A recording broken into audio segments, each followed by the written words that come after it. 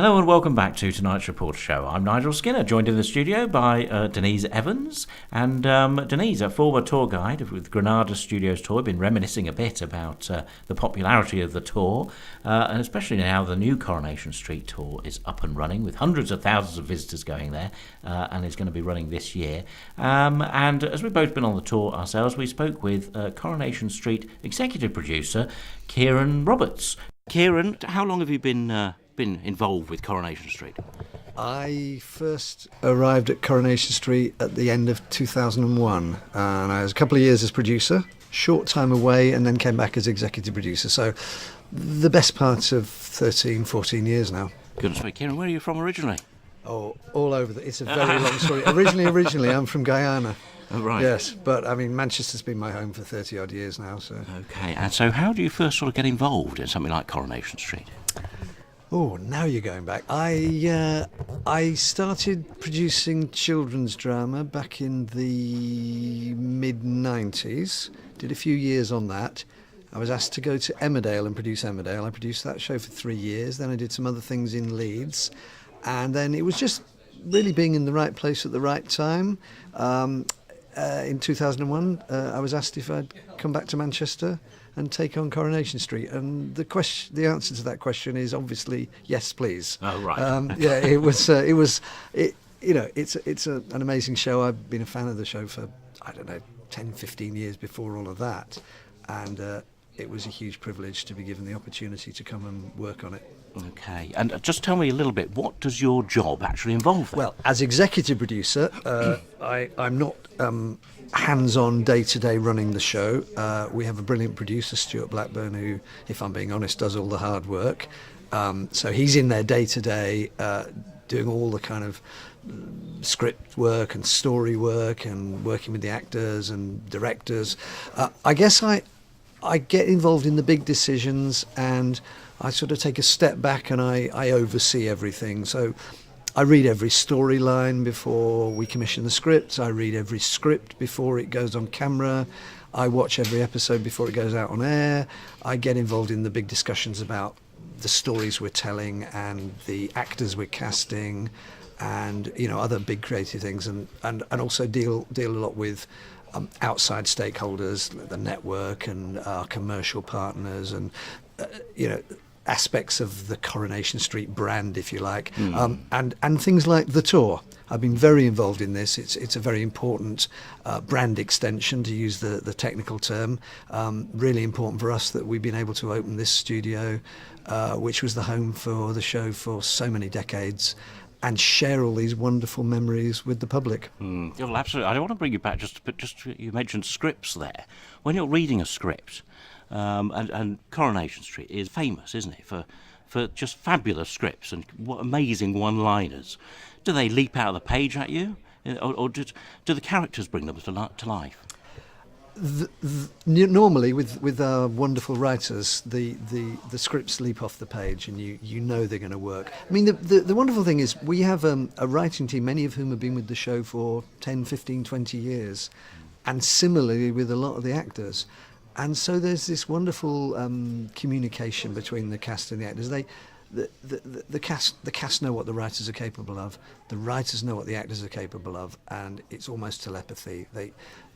Our writers can write so brilliantly for all of our cast. When a new actor arrives, it might take a few months to absolutely find all the nuances of the character's voice. But once that's up and running, it's magical. So I can read a script, and firstly, our writers are so brilliant that I very rarely have any notes on them. It's just a joy, I just turn the pages and enjoy it. But also I can hear it coming to life, because I know the writers know the characters and the actors, and I know the actors will do their job so brilliantly. Okay. So it's very easy for me, really. Yeah, I've got to ask you, what continues to be the hook of Coronation Street for the population? And what's the most endearing thing that's lasted more than 50 years? For me, I think the key to Coronation Street's ongoing success and its longevity is that we never forget where the show's come from. We constantly speak to the creator, Tony Warren. I was on the phone to him only the day before yesterday. We meet with him regularly. We ask his opinion. He gives us his opinion quite bluntly sometimes, and tells us if he doesn't like what we're doing. But the point of this is that we always remember the kind of DNA of the show, what the show's always about. Those amazing first episodes of Coronation Street that Tony wrote absolutely set down the blueprint for the entire show, and we stray from that at our peril. But at the same time as sort of looking back and being very aware of the history of the show and the roots of the show and the DNA of the show, we also make sure we've got one eye on the world about us, and that we're keeping the show fresh and contemporary and relevant to an audience in the 21st century. I think it's really important that we do both of those things at the same time. If we only look backwards, then it would, I think, perhaps quickly become a museum piece. If we only look forwards, I think we'd absolutely lose sight of what it is that makes the show special. I think we have to continue to do both. What's the difference now from the time when Coronation Street sort of began to now for a television audience? In that, I'm thinking, we spoke with Nigel Pavaro, we had him on the show just a few weeks ago, because he's been in the show in and out as his character for many years. But one thing he sort of, we were talking about was the difference in the audience that you've sort of touched on to a degree. But there are so many more TV channels. When Coronation Street first began, there were 2 channels, I think. And so how much more challenging is it to sort of draw a new audience in? It is a challenge in the modern era where there are, for many people, several hundred channels available. And, even if you don't have all the satellite channels on Freeview, I think there are 60, 80, 100 channels, something like that. A huge challenge to make sure that people tune into ITV and to Coronation Street, and that's something we have to continue to work on. And of course, in the early days, there was just ITV and one BBC channel, so very little choice really. So one of the things we need to do continually is to make sure there are storylines, episodes, events, if you like, dotted through the year that will grab all the headlines, will get us on the front cover of the magazines, we'll get coverage on television, on radio, online, so that people who maybe don't watch the show every single episode will think, oh, that looks exciting, or that sounds interesting, or a new character arriving, a new actor being cast, or some big storyline that's kind of exploding onto the screen. So we always make sure we do that, and we dot those through the year so that there are enough events and stories and so on to get us talked about and written about. But we have to be very careful we don't do that at the expense of the DNA of the show, which is fundamentally about the sometimes extraordinary things that can happen in the rather ordinary lives of people. That was what the show was at the beginning. It was just some very ordinary people living in a modest little cobbled back street somewhere in Manchester. And some of the things that happened to people were very, very ordinary, the minutiae of life, and other things were more extraordinary. And we've tried to keep sight of that always, and also the humour, never forgetting the humour. It was there in episode 1, and as far as I'm concerned, it will always be there. Very important, very much at the heart of the show. And many of our most memorable characters and storylines and moments in the show are comic ones. But of course we've got to mix that with big drama so that there are reasons for people to revisit the show or maybe come to us for the first time. Okay, well I always think one of the wonderful things is if you missed it for a month or two and you come back, everyone's kind of just the same, aren't they? And you soon pick up, which is a remarkable thing, how well the scripts are written. Because you only watch it for a few minutes and you're straight back in. Let's talk about the tour a bit then. The tour is wonderful. When we took the decision to move to our wonderful new home at Media City, which I think is all about the next 50 odd years of Coronation Street, it's a very exciting place to be, and it's very exciting that we can look into the future now and be confident about that future. But it was very important that we had an opportunity to share Quay Street with the public. This was the home of Coronation Street for 53 years. In all that time, the show only ever moved a couple of hundred yards from one studio to another. The lot was rebuilt a couple of times, but basically on the same site. 53 years, over 8,000 episodes, all those storylines, all those characters, just amazing. I was lucky enough to be part of the Quay Street story for 10, 11 years, I think.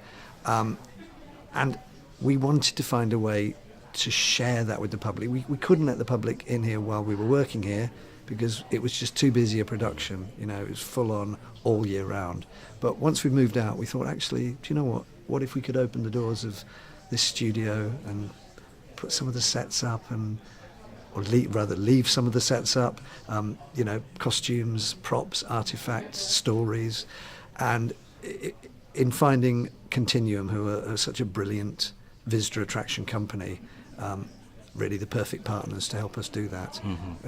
We were delighted that it could happen. For you personally then, were you based here? Did you have an office here, or just work in one of the sets? I didn't have an office in this studio, but my office was just up in the main building next door, so yeah, a couple of 100 yards away. So how much do you miss it?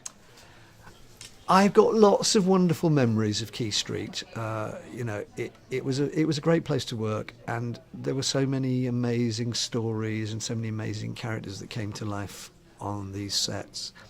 But honestly, I'm really excited about our new place in Media City. It's a great place to work.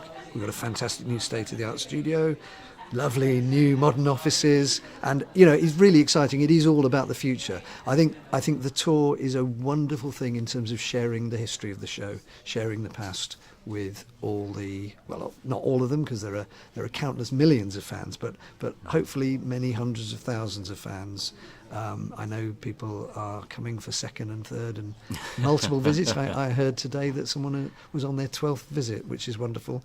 So it's really important. But so yes, I have wonderful memories of this place, and it's brilliant that we can share some of those memories with the public and with the fans of the show. But actually, I'm also really excited about our new home. Is it really that much of a surprise that it's proved so popular as one of the nation's most favourite television programmes? It's probably not that much of a surprise, really, but I don't think any of us wanted to presume. It initially opened for a few months, and we wanted to see how it went, but I think Continuum have done a brilliant job with this tour. I think it's very important to say that. I've been on the tour a few times, just sort of slipping in at the back of the group, and the guides are fantastic. They really know their stuff, and they really help bring everything to life. If it was just the sets and people could wander in and have a look, it would be great. But actually what Continuum have done and the work that the guides do, I think really makes it very special indeed. We didn't want to take anything for granted. I think it's very important that you don't, in my position as well, you don't take anything for granted. It's also, I think, really important to be reminded, as I have been going round with groups on the tour, how much this show means to people, how passionate people are about it, how knowledgeable they are about it. I went round on the back of a group, and the people going around, they really knew their stuff. And that's very important for us to be reminded of, actually. So, no, we didn't take anything for granted. We were really pleased that it proved so popular and that people clearly loved it, and there are people who are coming back for multiple visits, and that's really exciting. And I'm just really pleased that we can keep it open through 2015. Excellent. OK, well, Kieran, thank you very much. Thank you. Right, that was Coronation Street executive producer Kieran Roberts.